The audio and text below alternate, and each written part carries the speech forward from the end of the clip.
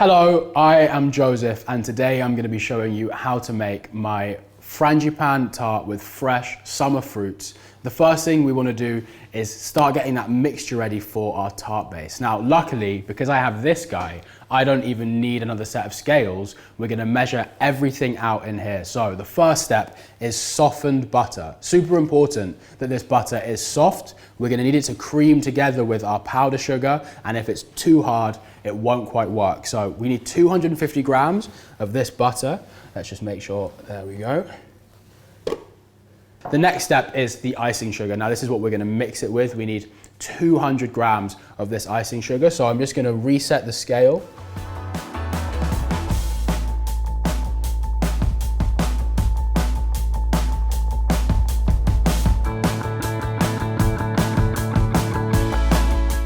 Okay, so now that our butter and our icing sugar are together in here, we can start to cream them together. Now, like I said, the butter is nice and soft, so hopefully it's going to combine with that sugar nice and easy and bring us to a place where we have like a nice smooth consistency.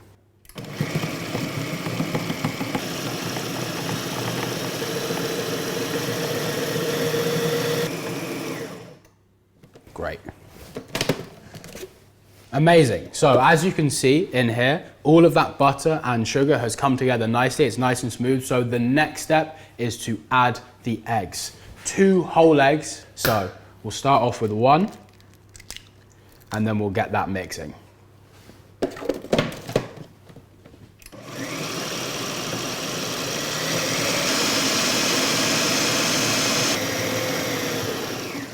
Okay, so that egg is nicely incorporated. What I'm going to do is leave this running and add the second egg just so it's all nice and smooth and consistent.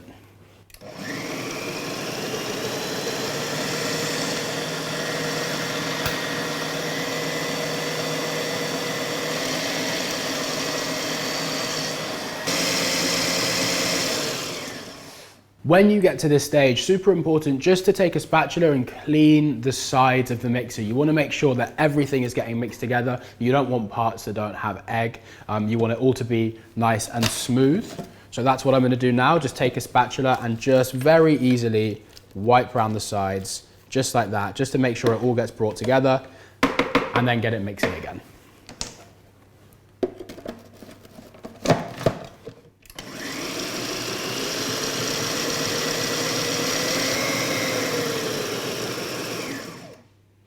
Perfect. Okay, so the last stage now for making this tart base is going to be adding the flour. Like I said before, we don't need another scale. We've got one right here. We're going to be adding 500 grams of flour to what we have in here.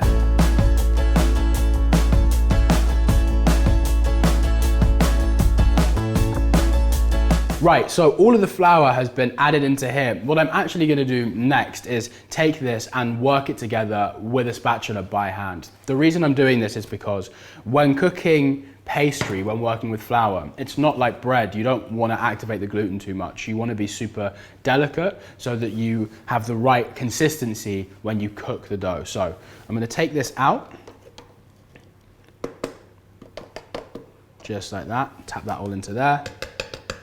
And just using my spatula, I'm going to get all of that into this bowl.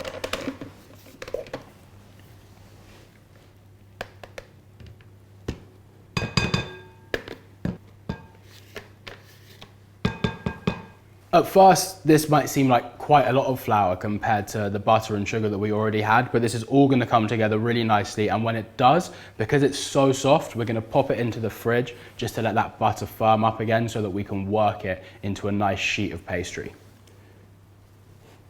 You can use a spatula if you want to keep your hands clean, but this can actually be done probably a little bit faster if you get your fingers in there and just work that together like so. Just for a little bit of flavor as well, what we're going to do is zest some lemon and get some vanilla bean paste into this dough as well for a little bit of sweetness and zestiness. So half of a lemon is absolutely perfect for this recipe, and we'll take 2 teaspoons of vanilla bean paste as well.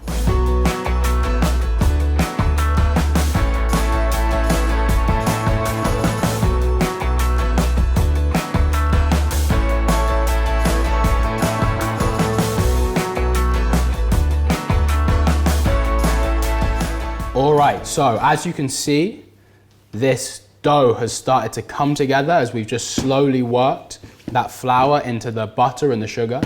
What we're gonna do now is split this in half. This will make 2 tarts. I always like to make more just in case, you know, I feel like making another one tomorrow with a different filling.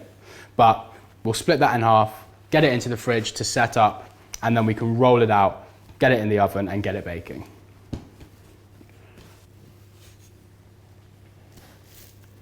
The reason that we need to rest this dough, by the way, is because the recipe calls for softened butter, and the reason it does that is so that it will work well with the sugar when we mix it. But the butter is so soft that if we try to roll out a pastry case now, it would just stick to the rolling pin. It's sort of at a state between solid and liquid. We wouldn't be able to work with it. So we pop it into the fridge so that all of that softened butter firms up again, and it'll allow us to roll it out into a nice sheet that we can then manage before we bake it.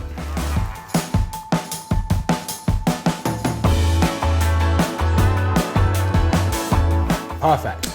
I like to give the dough a little bit of a shape just before I pop it into the fridge, sort of like this circular shape, so that when it comes to rolling it out, we don't need to do too much to it. We want to keep it nice and cold, so form some discs, whack it in the fridge. An hour is perfect for this. It'll be plenty of time to get that butter nice and hard, and in the meantime we can work on our frangipane filling.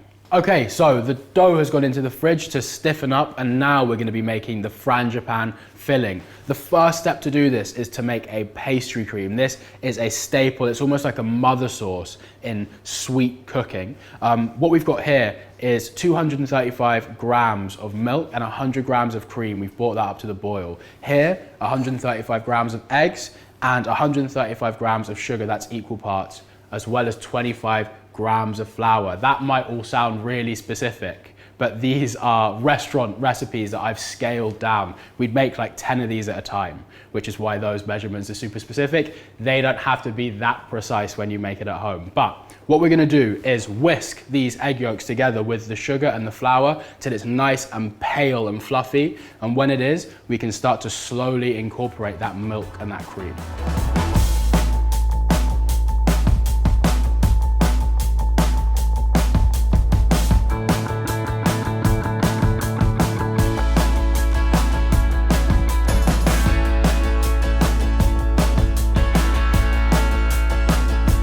Okay, perfect. As you can see here, that egg yolk has combined with that sugar and that flour, and it's made that very, very pale yellow, fluffy, sort of like a paste, which we're now gonna mix together slowly with our milk and our cream. Super important at this stage not to pour it all in at once. This is boiling hot, and if we dump it all in, it's gonna scramble the eggs straight away. So what you wanna do is grab your pot and very slowly just start to mix it in drip by drip.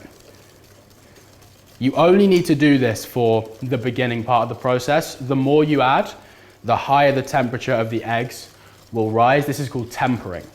And so when we get about halfway through, we'll be able to just dump the rest in and then get it back onto the stove to thicken.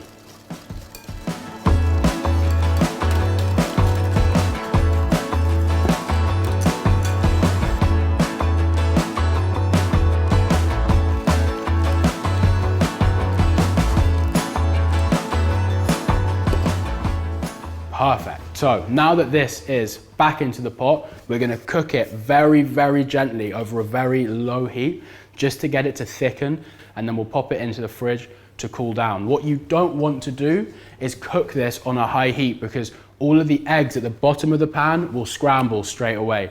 This is a very, very patient process, but I promise it is totally worth it.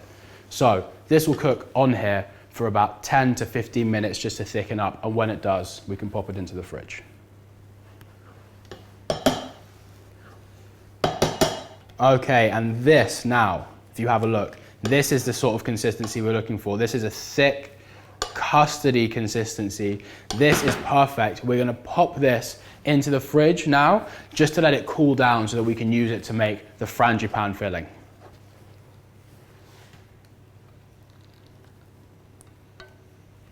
When I put this cream into the fridge. I cover it with cling film, but I don't just cover the bowl. I make sure that the cling film is making contact with the pastry cream. That's so it doesn't develop a skin.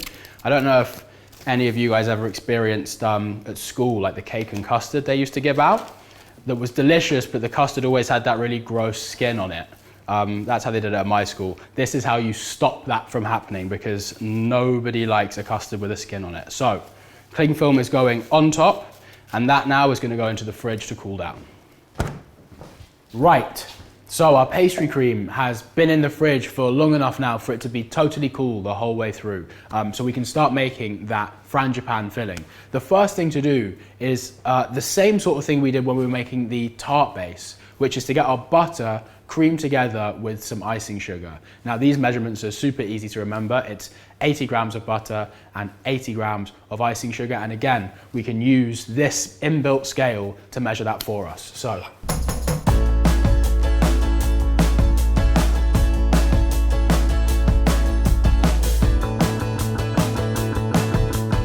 Just like before, we're getting our butter and our sugar in.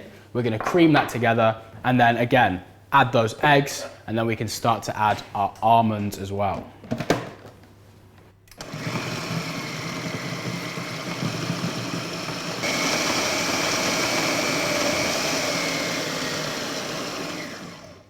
Okay, so now that our butter and sugar have been creamed together, like before, again, we're going to be adding our eggs. Now, this time is slightly different. I'm going to crack my eggs into here first and beat them together so that we can add them super, super slowly to what we have in the mixer already.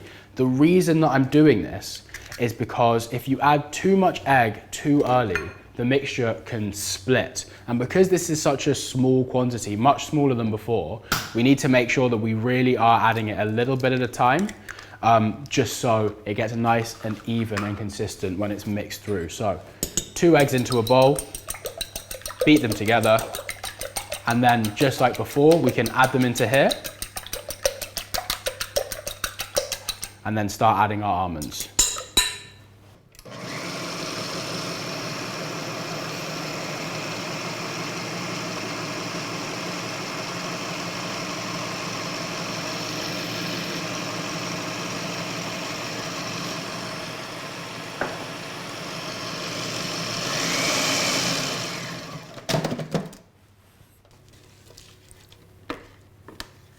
All I'm doing now is just scraping down the machine to make sure that all of that butter gets incorporated with all of the egg that's in there.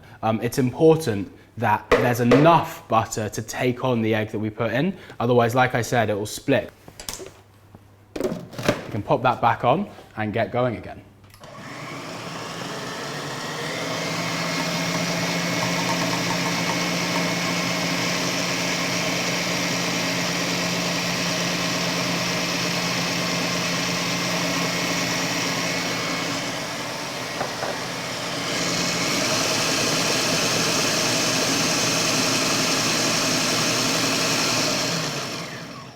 And I'm just going to repeat that process a couple of times. Again, you can never be too safe.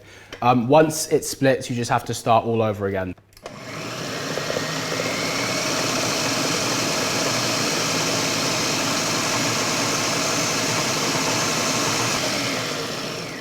Perfect. Okay, what we don't want to do in this situation is add too much egg at once. So I've added about half. What we're going to do now is add all of our almond flour. We need 80 grams of almond flour to go in here. And once that's been well incorporated, we can add the rest of our eggs in. So what we're looking for, like I said, is just 80 grams of this. So I'll reset our scale.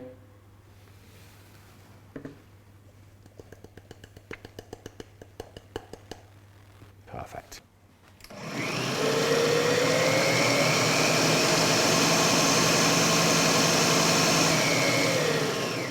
And now that that is well worked together, we can add the rest of our eggs in as well.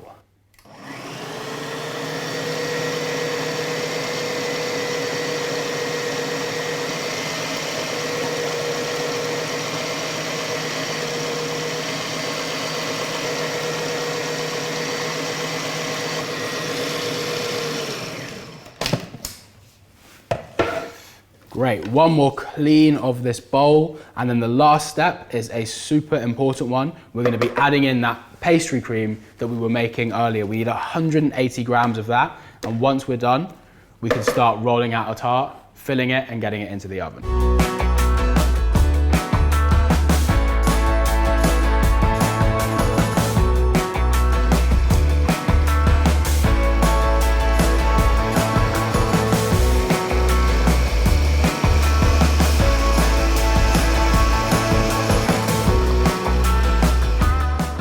Amazing.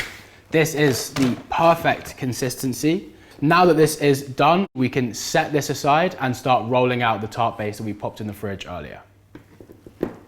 Okay, so now that we have made our filling and we've just popped it to the side to rest, it's time to get that tart dough rolled out and put inside this lovely tart case that we've got here. So I'm gonna grab it from the fridge, and the first thing you'll notice is the consistency. When we put it in there, it was super soft, too soft to pick up. And now what we've got is a lovely, firm, solid piece of dough that we can get onto this surface and get really well floured.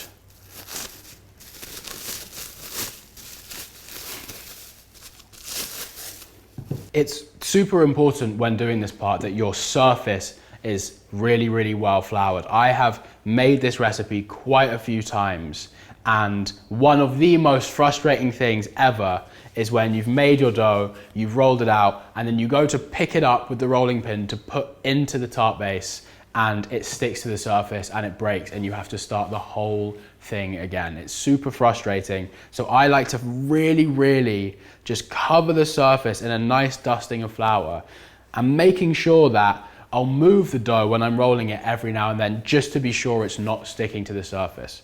I'll flour the top as well. And now we can get to rolling. I like to start nice and gentle, nice and slow, just like that. Turn it and keep going. We're trying to keep that nice circular shape that we molded it into when we made the dough. Every now and then as well, what I might do is pick it up, just redust the surface and pop it back down again. This is just to ensure that we're not going to get a dough that sticks to the surface. A little bit of flour back on the top. We don't want it sticking to the rolling pin either. And we're going to want to roll this out till it's about 1 centimeter in thickness. Important when making this, by the way, not to touch it too much. The colder it is, the easier it's going to be to pick up with the rolling pin and put into the tart base. Once it's in there, I really don't mind how warm it gets. But until then, we're trying to keep it as cold as possible, just so that we can work with it with our hands. Perfect. Now, when I think I'm done, I'll have a little feel, really delicately, all the way around the edge, just to make sure that it's all more or less the same thickness the whole way around. And now, grab the rolling pin, pop it on the top, and with your fingers, just start to roll the pastry over the rolling pin. Grab your tart base, pop it down, lift, and then very gently roll back over the top. Again, always being quite delicate, lifting up around the edge and just using your finger just to make sure it's nice and pressed into the corner of the case there. So it has that nice shape that we're looking for. Perfect. So as you can see, what we have is slightly bigger than the base we're working from. So every piece of excess, roll over the top, just like that. Grab your rolling pin and just roll over the top. And there you have an almost complete tart base. Now, you might notice there's a little bit here where there are a couple of gaps. That's absolutely fine. Just take some excess dough like this. I might rip some off here and use it just to press lightly and plug those gaps, bending the excess over the top like we did before. and just filling all of those holes. And again, grab the rolling pin and use that just to cut the dough. And there you go. Tart base is done. Now, time to fill it. Luckily, we already have that part done. Over here is our Frangipane mixture. This is the perfect amount to fit a tart of this size. It's about 200 grams. And we're gonna just pour this into the center. I like to give my tart a little wiggle just to make sure that all of that filling is nicely distributed. But when it's in the oven, that filling will actually heat up and it will spread out naturally, so you don't need to worry too much about that. Now that this is done, we're gonna pop it into the oven at 150 degrees and it's gonna be in there for around 20 to 25 minutes, maybe 30. That's depending on how strong your oven is. I always implore people just to give it a little check every now and then to make sure that it isn't burnt.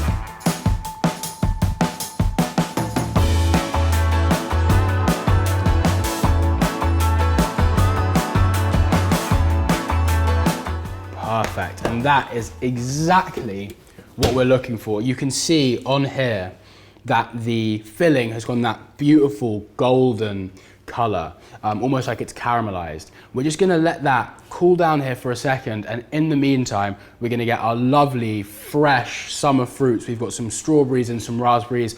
Chop them up, and then very loosely just lay them over the top. When I'm cutting these raspberries, I'll leave some whole, maybe I'll halve a couple of the larger ones, but it really doesn't matter too much. We don't want to get too finicky with this kind of stuff. The strawberries, they'll be halves or quarters after we've taken the tops off. And then, like I said, we're just going to chuck all of that onto the top so that when we cut our slices for our guests, or if you're like me, just for me, they're all going to have lovely thick layers of fruit piled onto the top. We're not trying to be stingy with anybody here. So a few whole ones, a few halved ones. And before I dress the tart, I'm just gonna make sure all of my fruit is cut first. That way I sort of know what I have to work with.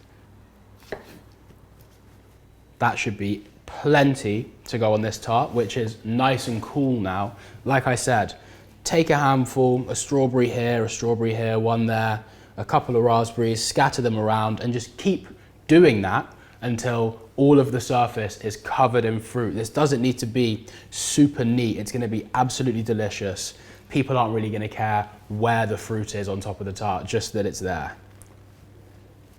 And now, the final touches for this, just to get a bit of green, but something that would also add quite a lot of flavor, is some basil. Now, the two things that would work beautifully with this recipe would be basil or mint. You can use either. I personally prefer basil. I think it goes absolutely beautifully with strawberries and raspberries. And also, there's a bit of savory association with this herb in particular, which I've always loved in desserts. I love a dessert that's a little bit savory sweet, you know, like salted caramel or chili and chocolate. And adding basil to this dessert gives it that kind of feel while still letting it be absolutely delicious and perfect for summer as well. So I'm gonna take a couple of basil leaves, line them up with my hands just like this. And what I'm gonna do is roll them together nice and tight into a little cylinder, and with a nice sharp knife, just run my knife down the basil. This is called a chiffonade, and what it gets is these beautiful thin ribbons that we can just sprinkle nice and delicately over the top of this tart, just to give it that little bit of vibrancy. And so that is it, the Frangipane and summer fruits tart with a little bit of basil as well. This is absolutely perfect for summer. I hope you guys enjoy it. I certainly will, and I'll see you again soon.